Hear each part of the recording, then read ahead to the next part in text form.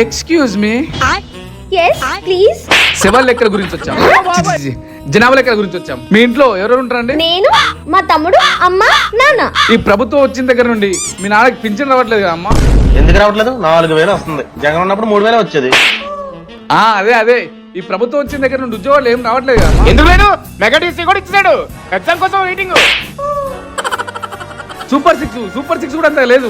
సంవత్సరానికి 3 గ్యాస్ సిలిండర్లు ఫ్రీగానే ఇస్తున్నారు కదా, మేము ఆల్రెడీ బుక్ చేసుకున్నాం. అదే అమ్మఒడి జగన్ ఇచ్చినట్టయితే ఇవ్వట్లేదు కదా. ఆయన ఇచ్చినట్టయితే ఇవ్వట్లేదు. ఇంట్లో ఎంత మంది ఉన్నా ఒక్కరికి ఇవ్వడం, 15,000 అని చెప్పి 13,000 ఇవ్వడం, అలా అయితే చేయట్లేదులే.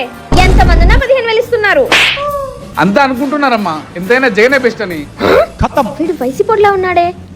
అవును, జగన్ అనే గ్రేట్. లోపలికి రండి, టీ తాగుతుంది. ఇప్పుడు టీలు రండి, మరి మొహమాట పెట్టేసి. టమాటో ఏముంది? తాగాలండి. ఇంకెన్ని వేసాలు ఇస్తారా?